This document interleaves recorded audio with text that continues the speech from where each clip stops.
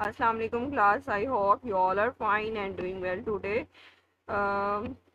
Six सितंबर जो है हर लिहाज से जो है वो बहुत इम्पोर्टेंट है। एक तो जो है वो हमारा योम तसीस है, हमारे स्कूल का 32वां योम तसीस हम लोग मना रहे हैं। ठीक है, तो आप लोगों ने जो है वो अपने स्कूल को बहुत ज़्यादा जो है वो दुआओं में याद रखना है। दूसरा, आज 12 रबीउल अव्वल है, तो आपने जो है वो दुरूद पाक जो है वो पढ़ना है।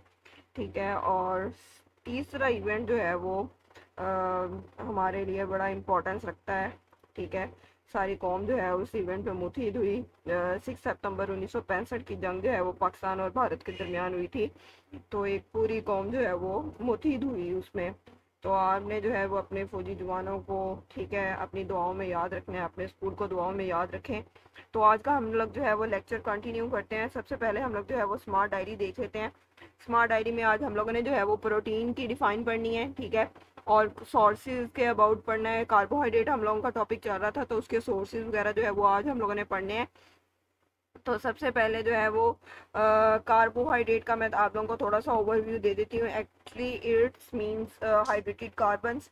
ठीक है, तो इसमें क्या होता है कि हमारे पास इसकी 3 कैटेगरीज हैं, टाइप्स कह लें आप। फर्स्टली मोनोसेक्राइड जो है वो हम लोग पढ़ चुके हैं। डाइसेक्राइड्स का मैं थोड़ा सा आप लोगों को ओवरव्यू दे देती हूँ। 2 मोनोसेक्राइड यूनिट्स जब जो है आपस में कंबाइन करते हैं तो ये क्या बना देते हैं, ये डाइसेक्राइड्स बना देते हैं। ठीक है, ये थोड़े लेस स्वीट इन टेस्ट होते हैं। और अगर मैं कहूँ कि मैं यहाँ पे ग्लूकोज को और फ्रक्टोज को आपस में कंबाइन करूँ, ठीक है, तो ये एक न्यू जो है वो डाइसक्राइड जनरेट करता है, दैट इज द सुक्रोज, जिसको हम लोग टेबल शुगर भी कहते हैं, जो कि हमारे फूड को जो है वो स्वीट करती है। ठीक है, तो अगर मैं इसका आपको बताऊं कि ये बनता कैसे है, ठीक है, एक ग्लूकोज यूनिट होता है यानी कि C6H12O6, और दूसरी तरफ जो है वो फ्रक्टोज यूनिट होता है। फार्मूला सेम लेकिन जो है वो स्ट्रक्चरली डिफरेंट। ठीक है, तो यहाँ पे इनमें क्या होता है कि कार्बन नंबर 1 पे यहाँ पे हाइड्रोजन के साथ इस साइड पे हाइड्रोक्सल ग्रुप अटैच होता है OH। ठीक है, और यहाँ पे CH2OH के साथ दूसरी साइड पे यहाँ पे हाइड्रोजन जो है वो अटैच होता है।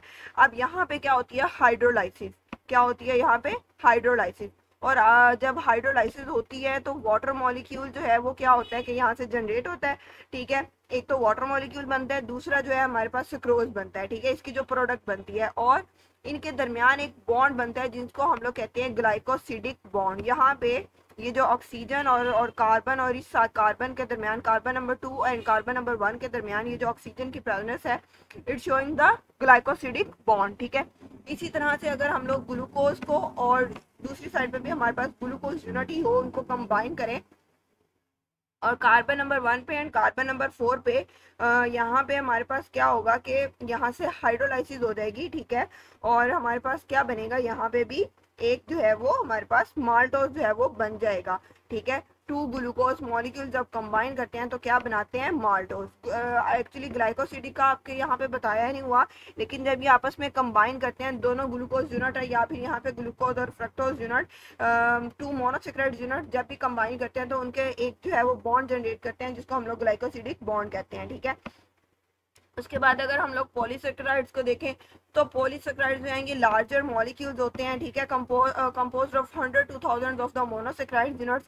इसमें ज्यादा मोनोसेक्राइड यूनिट जो हैं वो कंबाइन होते हैं। पॉली मीन्स होता है मैनी। ठीक है, एंड सेक्राइड्स मीन शुगर, ये पीछे आप लोग पढ़ के आए हैं। तो ये जो है टेस्टलेस होते हैं और लेस और इनसोलेबल इन वाटर होते हैं। ठीक है, तो इसमें सबसे पहले जो इसकी एग्जांपल है वो है स्टार्च। स्टार्च जो है ये स्टोरेज पॉलीसेक्राइड है, found in plants. It is composed of straight as well as branch chains of glucose unit. ये एज अ ब्रांच चेन भी के फॉर्म में भी जो होता है, और स्ट्रेट चेन के तौर पे भी जो है वो ग्लूकोज यूनिट जो है उसमें प्लांट्स में ये मौजूद होता है। उसके बाद ग्लाइकोजन, ठीक है, ये एनिमल में होता है। Starch mainly stored in liver and muscles, ये लीवर और मसल्स में होता है, और ये चेन की फॉर्म में होता है, इसीलिए ब्रांच चेन्स होते हैं। और जैसे ही हमारी बॉडी को ग्लूकोज की जो है वो जरूरत पड़ती है तो ये जल्दी से कन्वर्ट हो जाता है into the glucose. It consist of highly branched chain of glucose which are broken down when energy is needed. मैंने अभी आपको बताया कि हमें जब एनर्जी की जरूरत होती है, ये हाईली ब्रांच्ड होने की वजह से ये फौरन जो है इनकी ब्रेक डाउन हो जाती है, और ये हमारी बॉडी में ग्लूकोज में कन्वर्ट हो जाता है। सेलुलोज हम लोगों ने जो है वो प्लांट की सेल वॉल पढ़ी थी, उसमें हम लोगों ने मेन जो है उसका क्या पढ़ा था, एक कंपाउंड पढ़ा था जिसको हम लोगों ने क्या कहा था, cellulose. Cellulose is the polysaccharide that also consists of straight chains of the glucose unit. It is found in the cell wall of the plants. ठीक है, उसके बाद काइटन, ये भी हम लोगों ने पढ़ा था। कि ये मोस्टली जो है वो फंजाई में होता है, ठीक है, उसकी सेल वॉल में मौजूद होता है। और बहुत सारे हमारे पास इंसेक्ट्स ऐसे हैं जिनके एक्सोस्केलेटन के तौर पे जो है वो काइटन उनमें मौजूद होता है, उनका जो एक्सोस्केलेटन है वो इससे काइटन से मिलकर बना हुआ होता है, लाइक क्रैब्स, लूबस्टर एंड इंसेक्ट। दो स्केलेटन जो हैं उसकी टू टाइप्स हैं, ठीक है, एक एक्सोस्केलेटन और एक एंडोस्केलेटन। एक्सोस्केलेटन जो कि उनकी आउटर बॉडी बाहर वाली साइड पे जो है वो प्रेजेंट होता है, उसको हम लोग एक्सोस्केलेटन कह देते हैं, ठीक है। उसके बाद हमारे पास ये कुछ स्टार्स का उन्होंने जहाँ पे आपको स्ट्रक्चर दिया हुआ है, ये सेलुलोज का स्ट्रक्चर है और ये ग्लाइकोजन का जो है वो स्ट्रक्चर है। उसके बाद हम लोगों ने पढ़ना है sources and function of carbohydrates. अब ये क्या कहाँ कहाँ पे जो है वो इसका फंक्शन क्या है और ये कहाँ कहाँ से हम इसको जो है वो हासिल कर सकते हैं। Glucose fructose and glucose are found in, ये जो है सारे एज अ स्वीटनर के तौर पर यूज होते हैं, तो ये फ्रूट्स में, वेजिटेबल्स में, हनी में और सीरियल्स में मौजूद होता है। डायसैकराइड जो है sucrose is found in sugar beet, sugarcane, fruits. Lactose is found in milk and dairy product, ठीक है। और माल्टोज जो है ये सीरियल्स में होता है। उसके बाद पॉलीसेक्राइड जो है ये भी व्हीट में, बार्ले में, मेज में, राइस में extra.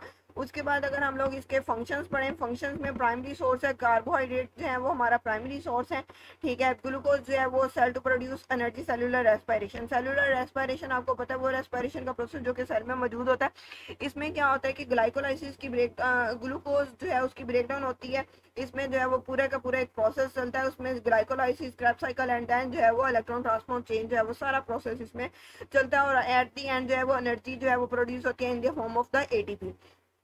Dietary fibers contain undigestible carbohydrate, for example cellulose, it help for the proper bowel। ये तो नेक्स्ट हमारे पास है डाइटरी फाइबर्स, जिनको हम लोग क्या कहते हैं, रफेज भी कहते हैं, ठीक है। ये हमारा ये अनडाइजेस्टेबल कार्बोहाइड्रेट्स होते हैं जो कि हमारी डाइजेस्टिव सिस्टम के लिए जो है वो बहुत ज़रूरी होते हैं। बाउल मूवमेंट जो होती है, it help for the bowel movement. Bowel movement मतलब कि हमारे पास जो फूड जब लास्ट पॉइंट पे पहुंच जाती है ना हमारे डाइजेस्टिव ट्रैक्ट में, उसको हम लोग बाउल मूवमेंट कहते हैं, ठीक है। उसके बाद pentoses, ribose and deoxyribose are essential part of nucleic acid, RNA and DNA respectively, ठीक है। Plants convert their monosaccharides to disaccharide like sucrose to transport monosaccharide between the body parts। अब क्या करते हैं प्लांट, जो मोनोसेक्राइड को convert करते हैं डाइसेक्राइड में, ताकि जो हमारे पास क्या हो सके, like sucrose to transport monosaccharide, जो बाकी बॉडी पार्ट्स में भी है उनमें मोनोसेक्राइड जो है वो पहुंच सके, ठीक है। Cellulose is the most abundant carbohydrate, it provides support to the plant cell and ultimately to the whole plant. अब सेलुलोज जो है वो क्या करता है कि ये प्लांट की सेल वॉल में होता है, तो ये उसको क्या करता है, सपोर्ट प्रोवाइड करता है, ठीक है। उसके बाद हमारे पास हम नेक्स्ट टॉपिक स्टार्ट हो रहा है प्रोटीन का। यहाँ तक आप लोगों की डायरी में इंक्लूडेड है 5/5 की, ठीक है। Protein are the most abundant biomolecular in cell, they are defined as the. मैंने आप लोगों को जब जो है वो स्टार्ट में हम लोगों ने फर्स्ट चैप्टर पढ़ा था, मैंने तब आप लोगों को बताया था प्रोटीन के अबाउट के प्रोटीन जो है ये हमारे इनका हमारी बॉडी का जो है वो एसेंशियल पार्ट है, ठीक है। तो अमाइनो एसिड जो हैं ये बिल्डिंग ब्लॉक्स हैं किसके, प्रोटीन्स के, ठीक है।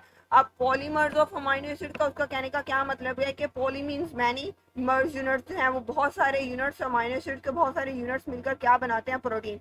Protein are important for the structures of cell, they also participate in everything organisms do, ठीक है। अब हमारी पूरी बॉडी में जो है वो प्रोटीन जो है ना वो मौजूद हैं, ठीक है। और हमारे जो एंजाइम है वो सारे के सारे क्या है, प्रोटीन इन नेचर हैं, ठीक है। ग्लोबुलर स्ट्रक्चर है उनका और वो प्रोटीन इन नेचर है। अब अगर हमारी बॉडी में जो है वो एंजाइम्स ही ना हो, ठीक है, तो हमारी बॉडी जो है वो केमिकल प्रोसेसेस जितने भी मेटाबॉलिज्म चल रहा है उसको स्पीड अप करे ही ना, ठीक है, वो बहुत स्लो प्रोसेसेस हो जाए। तो इसलिए वो कहते हैं दे also participate in everything organisms do. ये जो बात सुनेगी ना ये सोचने वाली है, ठीक है। तो यहाँ तक जो है वो आप लोगों ने करना है। और ये जो यहाँ से प्रोटीन के डिफाइन है, ये जो इतना आप लोगों ने ये प्रोटीन का टॉपिक पढ़ा, इसी को आप लोगों ने होमवर्क में राइट करना है। फी माने था।